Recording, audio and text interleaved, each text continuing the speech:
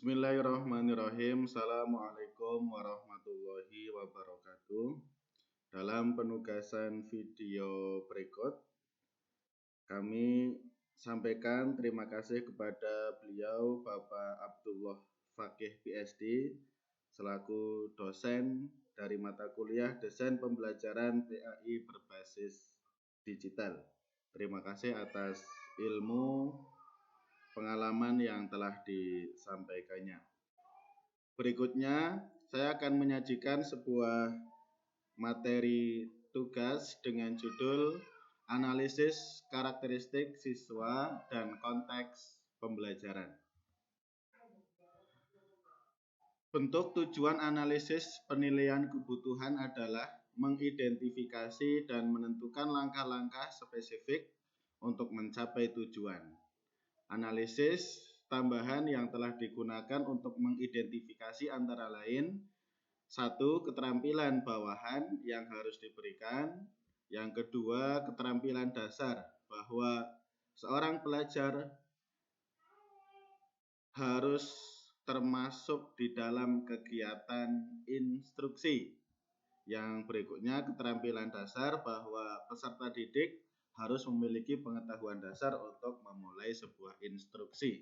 Instruksi yang dimaksud adalah perintah tugas yang ingin disampaikan oleh seorang guru, dalam hal ini sebagai desainer pembelajaran.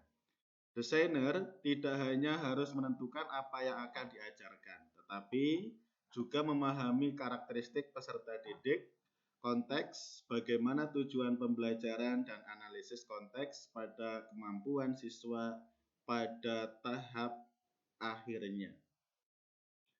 Nah, berikutnya analisis pembelajar atau analisis siswa yang disampaikan oleh teorinya Dick and Carey.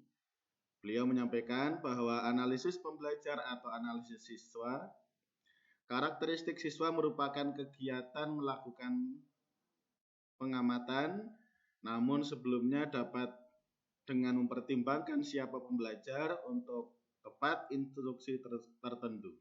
Kita akan merujuk pada peserta didik yang merupakan sebagai target populasi. Nah, miskonsepsi dalam analisis siswa, kadang-kadang target populasi juga disebut sebagai tujuan, sasaran atau kelompok sasaran. Hal ini disebut menggunakan deskriptor seperti usia, tingkat kelas, topik yang ingin dipelajari, pengalaman kerja, atau posisi pekerjaan ataupun jabatan. Sebagai contoh, satu perlengkapan bahan mungkin ditunjukkan untuk suatu sistem program, misalnya kelas 5 merupakan kelas tingkat membaca, kelompok menengah atau tingkat sekolah tinggi. Nah, contoh-contoh dan jenis dari deskripsi yang biasanya tersedia untuk bahan pengajaran. Namun, desainer instruksional harus memahami penjelasan umum dan lebih spesifik tentang keterampilan yang dibutuhkan oleh peserta didik untuk siapa bahan yang ditujukan. Nah, berikutnya, informasi apa saja yang perlu diketahui dalam desain pembelajaran tentang target populasi. Pertama, harus mengumpulkan pengetahuan awal. Nah, pengetahuan awal yang dimaksud adalah sebelum memulai instruksi atau pembelajaran, anggota populasi harus sudah menguasai keahlian tertentu. Misalnya, pengetahuan awal yang dimaksud yang terkait dengan tujuan pembelajaran. Sumber penelitian juga membahas karakteristik lain dari peserta didik. Yang kedua, pengetahuan sebelumnya tentang suatu topik.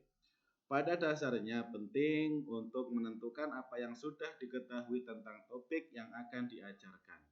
Kadang siswa benar-benar tidak menyadari atau kurang memahami pengetahuan tentang subjek yang dipelajari. Selanjutnya, siswa hanya memahami sebagian atau bahkan kesalahpahaman tentang topik tersebut.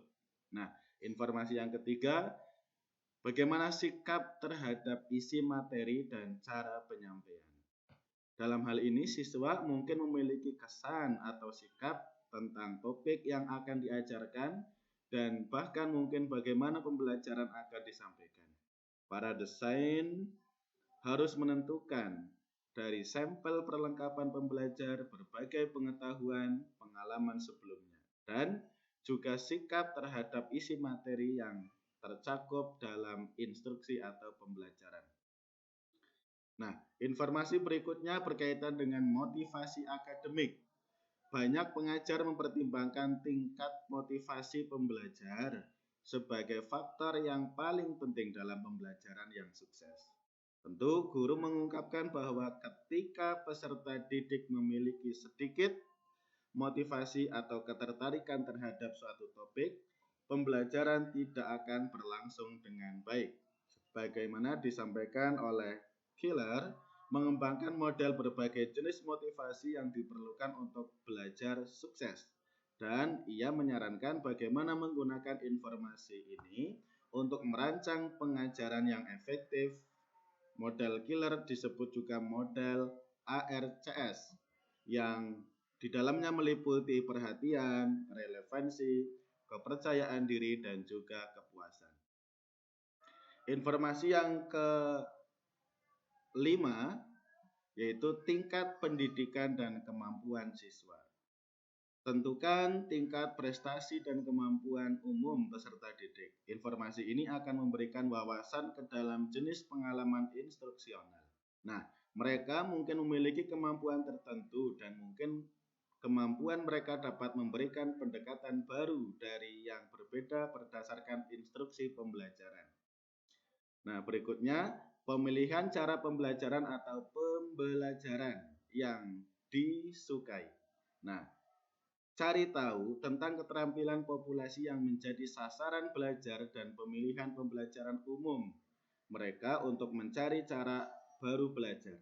Dalam kata lain, apakah pembelajaran terpaku pada pendekatan diskusi kuliah atau ceramah saja untuk belajar, atau mereka sukses dengan cara seminar kelas, studi kelas, atau kelompok kecil lainnya yang berbasis masalah. Nah, berikutnya yang ingin saya sampaikan adalah analisis konteks performansi pembelajaran. Instruksi atau pembelajaran pada dasarnya harus memenuhi kebutuhan penilaian. Penilaian kebutuhan harus didasarkan pada identifikasi kinerja masalah yang dapat diselesaikan melalui yang dapat memberikan pengarahan bagi suatu kelompok. Instruksi harus berkontribusi untuk memenuhi kebutuhan yang diidentifikasi dari peserta didik melalui keterampilan dan sikap yang digunakan pada saat proses pembelajaran. Nah, demikian yang dapat saya sampaikan terkait dengan analisis karakteristik pembelajar. Mohon maaf atas segala kekurangan. Terima kasih. Wassalamualaikum warahmatullahi wabarakatuh.